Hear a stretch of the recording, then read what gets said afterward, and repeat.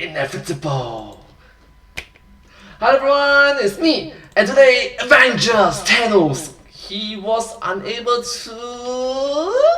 Thanos, buddy, I love you, but after all these movies and all that effort to get those Infinity Stones, your big triumphant moment where you vaporize half the universe finally comes around and you choose to snap? Snap! I mean, come on, we're not all Picasso here, but it's just uninspired. Think of all the other things you could have done. The Thanos clap, the Thanos punch the sky, the Thanos dab, a little dated, but still relevant with the youngsters, the Thanos shadow puppet, the Thanos American Sign Language. It would be great for building awareness of other forms of communication. No? None of those?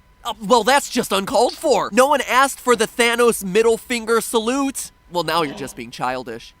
Oh. 4, 3, 2, 1.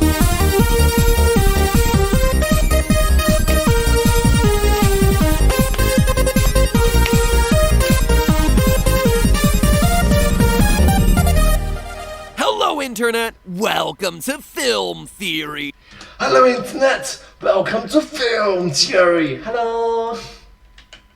The show that makes being a know-it-all about all your favorite franchises a snap. Now that we've all had time to sit back and reflect on the glory that was Avengers Infinity War, I wanted to bring up something that's been bugging me about it. Don't get me wrong, I love this movie. It was basically the Marvel Cinematic Universe meets Survivor All-Stars. I mean, I'm sitting there in the theater Cleans, Tony. seeing how many of my favorite Marvel characters are in this thing, and I can't tell where my own gleeful drool ends and the fake butter flavoring on my popcorn begins. Yet, in spite of all of that, there's one part of this movie that I found just a bit too implausible to let go. And when I think back about it, I actually let a lot of things go for this movie. I mean, Heimdall can see everything but misses Thanos' ship.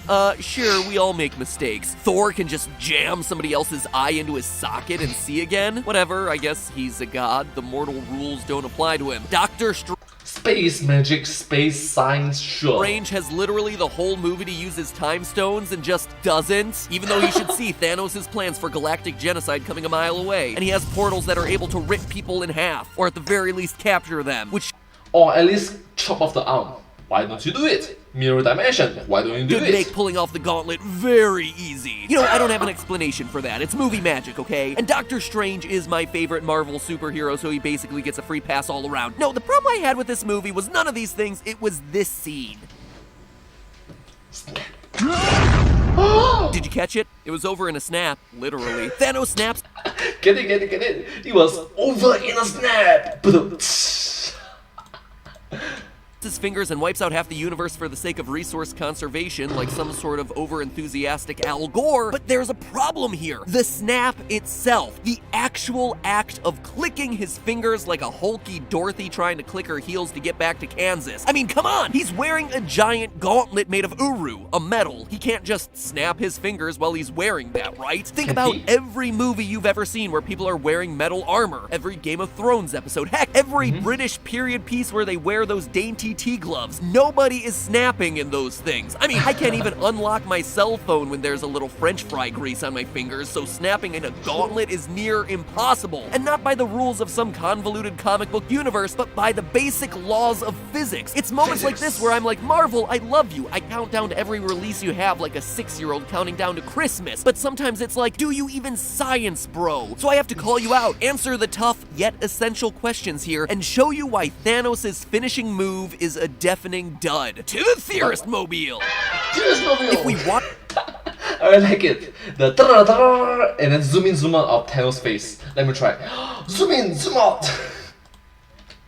To determine whether you can snap while wearing the Infinity Gauntlet, we should first clarify what's actually making the sound of a snap. Duh, MatPat, a snap is just the sound that your finger makes when it hits your palm. You, the 22-year-old master of acoustics, might be saying. Well, let's put that assertion to the test. First, snap your fingers. Now, do the same thing, but hold your index finger, ring finger, and pinky away from your hand. I'm completely serious. Try it now. Everyone all done? It sounds pretty different, right? Keep trying to snap with your fingers in different arrangements. I mean, sure, it still makes a sound when your middle finger hits your palm. It just doesn't make the same kind of snapping sound. And that's because snapping is actually acoustically a lot more complicated than we imagine. The air, boom, boom, boom, boom, boom. It's this thing that most of us learn to do when we're 6 or 7, specifically to use as social currency in 1st grade, and yet to this day it remains one of these universal mysteries that we don't really understand about our own bodies. So let's unravel that mystery right now. True, the thud of your finger hitting your palm makes a sound, and so does your finger as it moves down your thumb and pops off at the end. But actually, both of those sounds are quiet compared to the popping noise that's made by the air in your hand. Now, that might sound weird, but when you snap, the air that's trapped in your hand is what's making the big sound, or in our case, making half the universe disappear. Let me show you. Look at the shape of your hand when you're getting ready to snap. It should look roughly like this. You'll see that your ring finger and pinky are pressed against your palm, roughly creating a cone that's closed or nearly closed at the bottom. When your middle finger moves towards your palm, the cone changes shape really quickly, which actually forces air up and out of the cone towards your index finger. The reason why most people have a similar hand position when they're snapping is because this cone shape ends up being the best for amplifying sound. Best for amplifying the sound. So this is, yeah, true that. True that. Why have I been snapping this for so long? Because it is best for more sound. Movement out of your hand cone projects sound and the air pressure in one concentrated direction. This is crucial for the snap, and it's actually the same way that the flared end of a horn or a brass instrument works. The more you can compress the air in the cone with your fast middle finger movement, the faster the air will be to rush out of your hand cone and the louder the snap sounds. That's why when you move your middle finger faster, you get a louder snap than when you move your middle finger slower. If you want to snap even louder, you can use 2 hands. Seriously, it's called the Persian snap. And while the YouTube tutorials I found were hopeless in teaching me how to do it effectively, you can hear for yourself how loud it can be. So here's the rub. Thanos is actually creating this shape with his hands. He's actually got pretty good form going into the snap.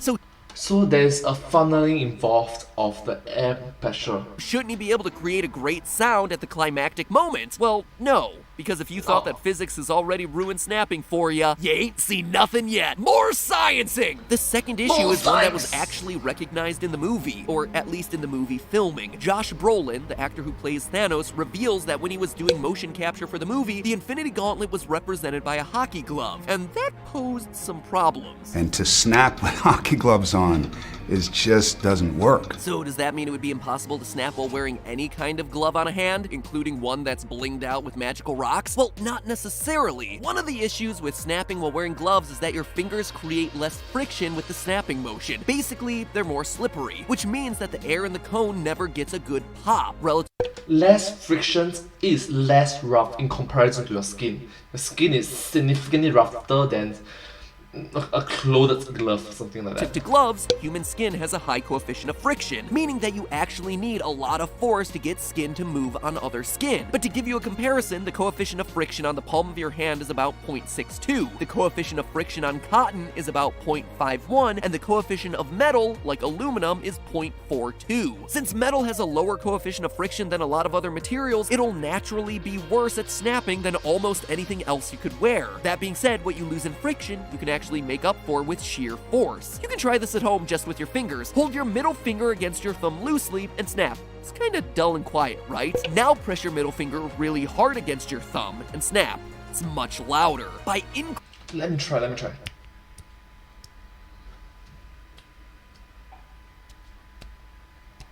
Increasing the force required to overcome the friction, you speed up the moving finger, which in turn speeds up the air that's being compressed, which in turn makes the snap louder. Could you do the same thing while wearing a magical metallic gauntlet? Theoretically, yeah, especially if you're as strong as a mad titan. The other thing that's actually sitting in Thanos' favor here is metal's ability to conduct sound. Going back to what I said a few minutes ago, that snapping moves air a lot like a brass instrument or a horn, have you ever stopped to wonder why horns are made of metal and brass? Well, it has a lot to do with the fact that metal is actually a great sound conductor. This is because at the molecular level, metal molecules are arranged in a lattice structure, which A lattice structure for the metal to be a good sound conductor. Well, the more you know. Thank you so much for being so educational in this video. Thank you. Yeah. just means that the molecules repeat in the same patterns over and over and over again. When you have that kind of molecular structure, it's able to carry sound waves through in a very uniform way, preserving the sound wave and either allowing it to bounce right off or projecting it outward. Fabrics, like cotton or leather that you might use for other kinds of gloves, have a totally different molecular structure because they're polymers. Instead of being able to preserve the sound, polymers, which are long and tangly, break up the sound waves and absorb them, making them really bad sound conductors. That's why fabrics are used to absorb sound. So it seems like everything should be aligning for the Infinity Gauntlet to make one tremendous and thunderous snap like you hear in the movie, except there's one huge factor getting in the way. You know how we said that metals transfer the forces applied to them into the surrounding air? Well, So the more you know, if you want to dampen or like soundproof your surroundings, try your best to cover yourself with a lot of blankets. Like for me, when I'm recording, a lot of clothing involved, but not as much. that's assuming that air is the thing that's surrounding them. Again, think about a trumpet or a horn. There's air vibrating inside the horn caused by your mouth blowing all that nice air and spit, and it's transferred to the outside all along the horn and through the metal's ability to vibrate as the cone widens at the end. The Infinity Gauntlet, though, has a problem, which is that Thanos' hand is in it. If we were able to take his hand out, you'd actually get a lot of reverberation from a snapping sound because the metal would be free to vibrate with air on either side. But because this is the Infinity Gauntlet and was made specifically for Thanos by the Dwarf King, we know that this gauntlet genuinely fits like a glove. The glove do fit, you can't quit. That means that when Thanos snaps, his fingers inside the gauntlet will actually be deadening his own snap, with most of the sound energy simply being transferred into his own skin. This isn't to say that there won't be any sound when Thanos snaps, just that instead of an actual snap or even a kind of metallic clunk, we're just more likely to get a metal grinding sound from how hard he has to press to get the snap to work in the first place. It's not exactly impressive for the Master of the Universe. But you must recognize that he possessed the 6 singularities that governs the universe. Like for example, reality stones. He has the reality stones. He can change reality. Like the laws of physics doesn't work for him because he can just change it.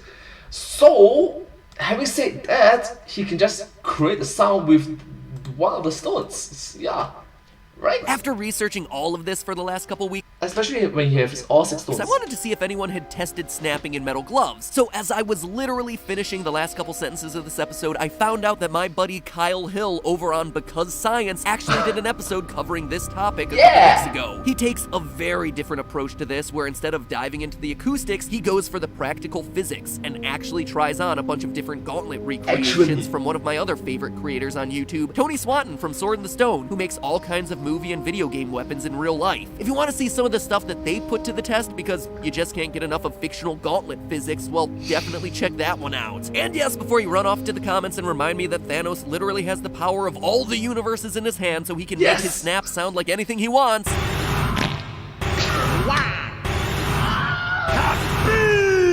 And at the end of the day, remember, it's just a theory. A film theory. And now that you know Thanos' dirty little secret behind his lame finishing move, you can ruin Infinity War for all your friends and family. But it doesn't have to stop with Marvel movies.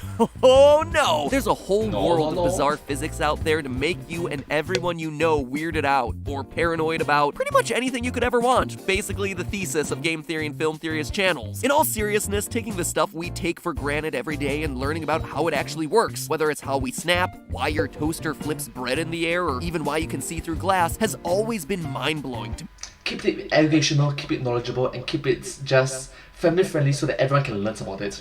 If you're into the same kinds of things as I am, well, you need to check out our sponsor for today's episode, which is Audible.com, where you can tap into an entire library of content on everyday physics. Learn about how hybrid cars actually work while on your commute by listening to the physics of everyday things, or understand how the touchscreen on your phone works while trolling through social media on your touchscreen phone while you listen to Stuff Matters. This is suddenly a really meta sponsorship, but seriously, this stuff is amazing, and because it's all in audiobook form, it's just getting smarter through the process of osmosis. Just listen and let the knowledge pass into your brain. If you haven't tried Audible yet, now is the time to do it, because they have a whole bunch of new ways you can get the service and try out a big discount. All during July, if you're a member of Amazon Prime, which, let's face it, most of us are, you can get Audible for just $4.95 a month for the first 3 months, which is basically getting 3 months for the price of 1 regular month. Just that alone gets you all the way through the summer and the beach read reading that you're going to be doing, except without the glare on your screen from where you actually have to read a book. When you're a member, you also get an audiobook credit every month, so you can try out new books as they roll out all year long and add them to your library. But if it turns out that you don't like the one that you picked up, you can just exchange it and get a different one, no problem. And one other nice thing is that as you build up an Audible library, you keep it forever. Something I hate about subscription services is that if I need to give it up, I lose everything that's in my subscription library. But with Audible, you keep everything you own in your library even if you leave. There's also now multiple ways to get Audible. Online, if you're watching from a computer at audible.com/filmtheorists, or if you're watching from your phone and you really like sending text messages, you can also text Film Theorists, FILMTHEORISTS, to 500 and they'll send you a custom link to sign up. We also just have the link right in the description below, so honestly you should just click that there and start jamming out to the smooth sounds of practical physics or literally any other topic you could want. I know the FNAF books are out on Audible, so if you don't want to bother reading through those things, you can just listen to them and try to unearth the lore for yourself. Good luck with that one. Anyway, that's audible.com/filmtheorists. Link is in the description. Seriously, guys, if you want to get smarter this summer, just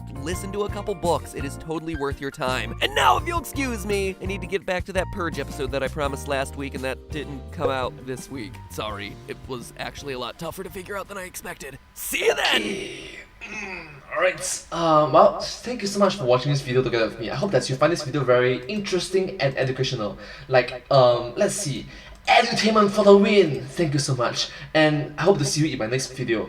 If you do like this video, please remember to like, share and subscribe to my channel and comment down below if you have anything to share with us. Don't forget to follow my channel, and I sincerely appreciate all of your support and encouragement for my work. Thank you so much, and once again, it is just another Singapore. Sorry.